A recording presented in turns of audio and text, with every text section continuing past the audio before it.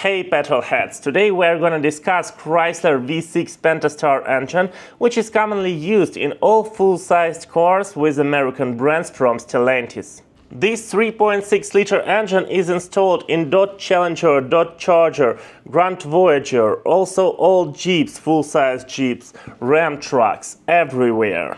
And the question for today, as always on this channel when we discuss exact type of engine or exact transmission, would be: should you really consider buying the car with this engine? Also, what to expect if you already own this car, and how reliable is this engine in reality? Pentastar engine was firstly presented in 2011, and like it is with a lot of brands nowadays, when we talk about popular engines in the big group of companies, it was improving every year, just generation by generation. And there is a very big difference in reliability between the first engines from 2011, 2012 and the engines from 2020.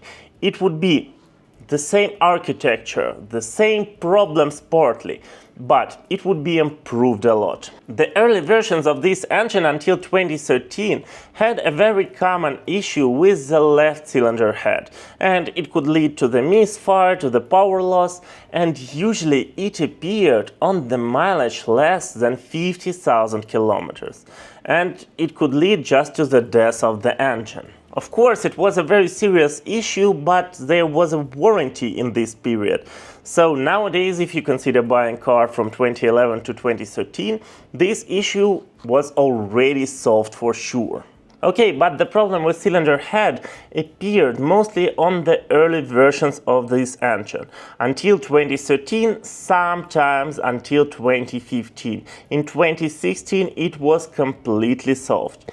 But what are the common problems for this engine, which you can face on almost any version of Pentastar V6? The most common issue with this engine that you can face in almost any model year is an oil leak, and usually it appears after the mileage of around 80,000. But while this problem is of course very annoying as any problem in your car, but it's not catastrophic at all, especially if we talk about those owners who really take care of their cars, who control the oil level, and then it's not that hard to fix, because usually you have an oil leaks from the oil cooler housing.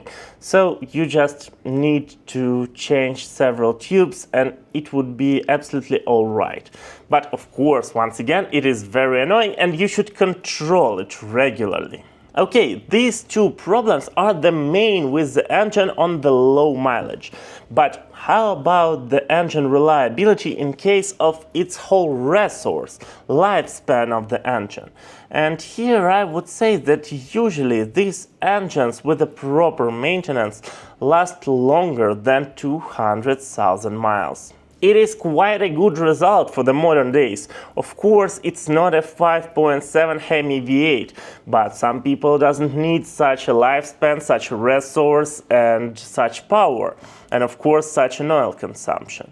The thing is, which I'm thinking about a lot, whether you should consider buying Pentastar V6 or 4-cylinder turbo engine, because they're quite good. I'm talking about 2-liter engines.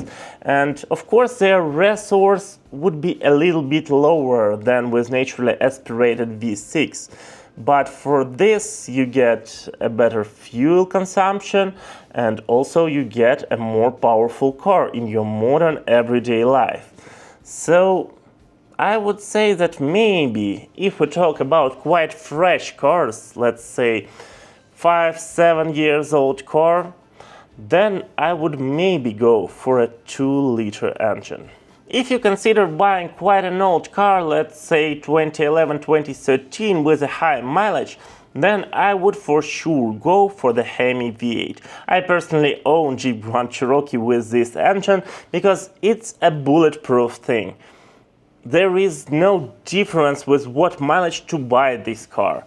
It has almost an unlimited resource and you shouldn't care a lot about it. So Pentastar V6 is a middle choice, middle option between very reliable and very powerful V8, which is not fuel efficient at all, and inline four-cylinder engine, which is very efficient, but it's not that reliable.